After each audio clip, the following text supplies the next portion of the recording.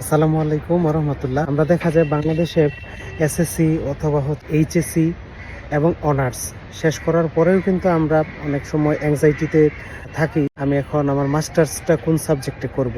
এটা নিয়ে অনেকটা দুশ্চিন্তা থাকে, সবারই থাকে, আমারও ছিল এবং অন্যান্য স্টুডেন্টেরও আছে আমি মনে করি।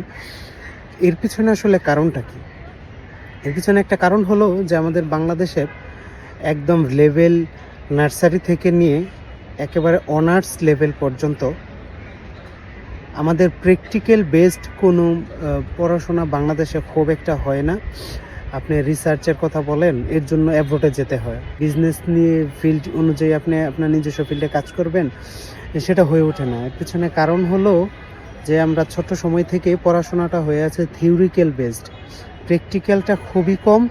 এই কারণে আমাদের অপরচুনিটিসগুলো কীভাবে দেখা দেয় না। ফিল্ড অনুযায়ী চাকরিতে যাইতে চাইলে বলে আপনার জব এক্সপিরিয়েন্স কি আছে, আপনি আসলে যেই ফিল্ডে আছেন আপনার এক্সপিরিয়েন্স কি আছে। যে দেখা যায় আমার অনার্স লেভেল শেষ হয়ে গেছে, আমি যখন আমার সিভির দিকে তাকাই খুব বেশি একটা দেখা যায় extra curriculum activities, skill development খুব কমই আছে সিভিতে অ্যাড করার মতো। জাস্ট কি লিখি, এসএসসি, এইচএসসি, বিবিএ অথবা বিএসসি, ব্যাস, প্র্যাকটিক্যাল কোনো কাজ নাই।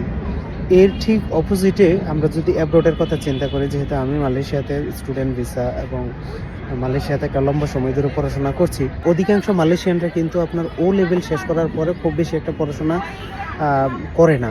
আপনি মালয়েশিয়ান পুলিশ, ইমিগ্রেশন, ডিভিকেএল, ওদের মধ্যে যদি আপনি কোয়ালিফিকেশনস খোঁজেন তাহলে দেখবেন যে অধিকাংশ অফিসারের ডিপ্লোমা কমপ্লিটেড। এরপরে ওরা আর স্টাডিটা, হায়ার এডুকেশনটা উপরের দিকে নিয়ে যায় নাই, ওরা প্র্যাকটিক্যাল ফিল্ডে চলে এসেছে। সবার উদ্দেশ্যে এটাই যে আপনি আপনার পড়াশোনা শেষে আপনি আসলে কোন দিকে মুভ করবেন, এটা কিন্তু আপনার ডিপ্লোমার পরেই ডেস্টিনেশন ঠিক করতে হবে। যদি খুব দ্রুত সময়ে আপনি এডুকেশনের পাথওয়ের মধ্য দিয়েই আপনি জব ফিল্ডে থাকতে চান, তাহলে চোখ কান বন্ধ করে আপনাকে অ্যাব্রোডের দিকে পাড়ি জমাতে হবে, যাতে করে আপনার উচ্চশিক্ষার এই যাত্রায় আপনি নতুন কিছু এডিশন নিতে পারেন।